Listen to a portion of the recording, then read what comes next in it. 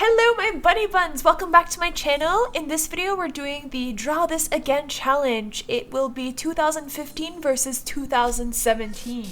I'm really excited to show off this one because I drew this bunny watercolor portrait approximately 2 years ago, 2015, and it was one of the very first bunny portraits that I really tackled, and I wasn't really good at it. I didn't know what I was doing and I didn't know how to draw fur at that time. And I thought this would be an interesting comparison to do with the style that I've developed over time in this year, 2017. So the one that you see on the left is the 2015 one, and basically I only used watercolor back then. I played a lot with the Schmincke watercolor and I combined it with some glittery watercolor paint as well, so you can probably notice that in the video the frame is shining a little bit, the picture frame around the rabbit. I used a silver kind of glittery watercolor to kind of put that extra effect on top. I also combined just regular fine liner as well, and this was basically it. I didn't use pencil crayons, I didn't use pastels, I didn't use marker, I just used pure watercolor. And I remember at the time when I was drawing or painting this portrait, I was struggling so much with the rabbit. I didn't really know how to do fur, and the colors kind of came out a little bit muddy, and it was really, there was just no focus on shadows and no focus on contrasting elements.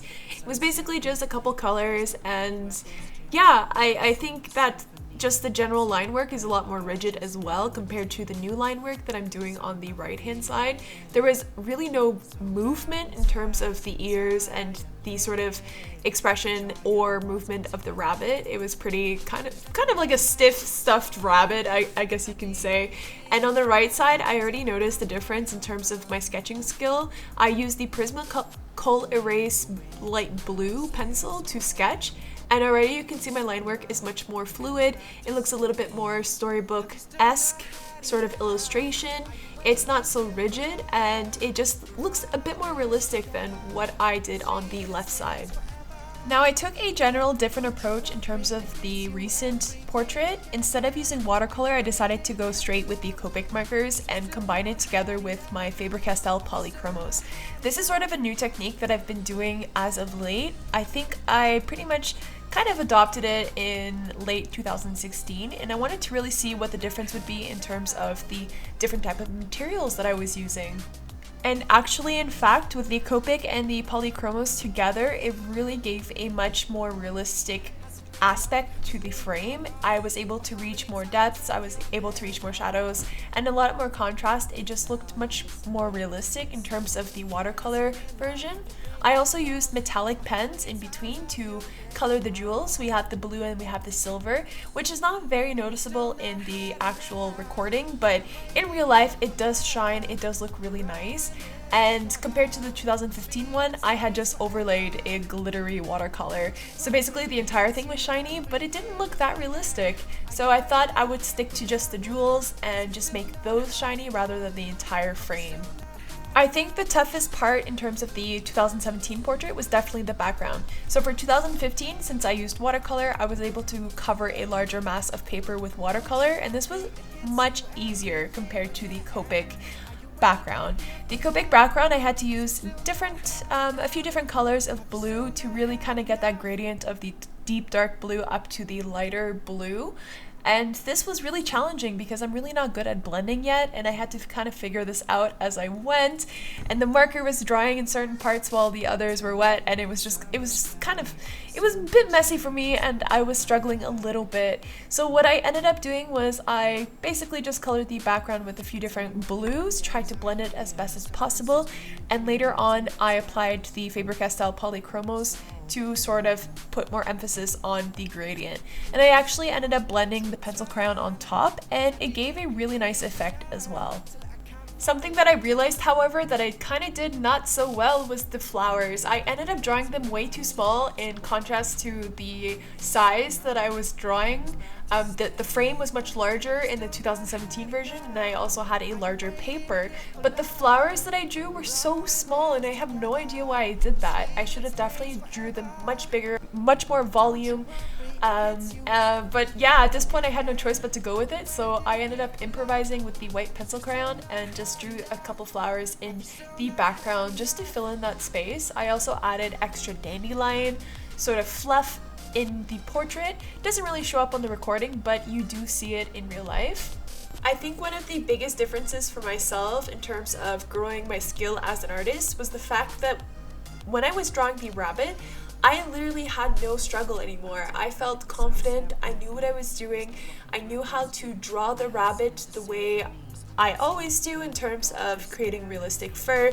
I pretty much understood and I learned how to do it now.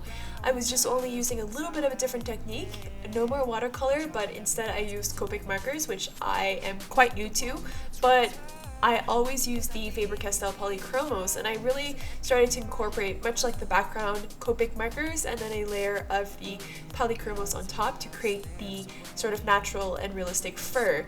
And I really like this technique. I think it's working fantastic so far, and I was actually really proud of myself in terms of the fact that I was just not worried about it anymore, and I just felt confident and I knew what I was doing. And I think that just having this feeling is proof that you've grown and you've learned along the way over the past 2 years, and it's actually really satisfying. It's a nice feeling just to have.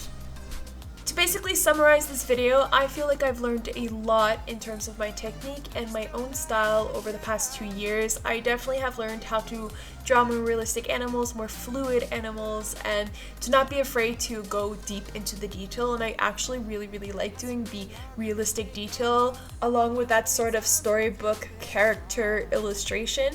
I really like that contrast. I think it looks super cool. I have tried in the past to do a full realistic picture, but it's just really not possible at this level in terms of my skill and my talent. But I do like incorporating that kind of surrealism or that storybook-esque sort of color or imagery, which explains that sort of like Beauty and the Beast frame around it and the pastel colors, and then you've got a really realistic rabbit. I think that looks really cool, and I was actually really happy at the way that this one turned out. I will definitely be framing this on my wall, I think, because I love rabbits, and I just think that this is a nice sort of reminder that I have grown and I will continue to grow, and I definitely look forward to drawing the one next year in 2018. I have no idea which direction my art will go into, but this is part of the exciting thing, guys. This is really exciting. You just don't know where you're going to develop from here, and you just go with it. You just keep working until things just start to happen. So who knows? Who knows what happens next year? We will see, but I will definitely update you guys in a follow-up video next year, this time around. So I am already looking forward to that. And to sort of end this video off on another good note, or I guess not so good note, I just have to remind you guys that I will not be live streaming this weekend, as I will be on vacation in Iceland. Woohoo! So I'm so excited for this. I can't wait to show you guys. I'll be filming some vlogs and I'll be uploading them because I think that we're gonna have a pretty cool adventure in Iceland. But nonetheless, I will be posting a couple of videos in the meantime while I'm away. And apart from that, I'd just like to remind you guys to follow my social media accounts. They are listed below in the video description. Follow me on Instagram, Facebook, and yeah, of course, subscribe to YouTube. I am planning an upcoming giveaway, and there will be 3 separate giveaways. 3 on all of my social media accounts, so do start now early. Follow me. I will be posting it within a few months for sure. It is already being planned, so yeah, just kind of like a heads up. Just watch out for it, guys. Just watch out. It's coming. Anyways, again, thank you guys so much for watching. You guys are the best fans, best subscribers. I really appreciate your support, and I will talk with you guys very soon. Have a wonderful day, my bunny buns, and keep drawing, keep being awesome. Enjoy everyone's serenity. Please let the warm nights return, 'cause I deeply yearn to let a campfire burn. In the winter, love slips away, summer, it comes back to stay. Have you still not had enough? Are you waiting here for love? We're all in this together. This feeling stays forever. Don't you worry, it hits you every year again. Are you waiting here for love? 'Cause you've still not had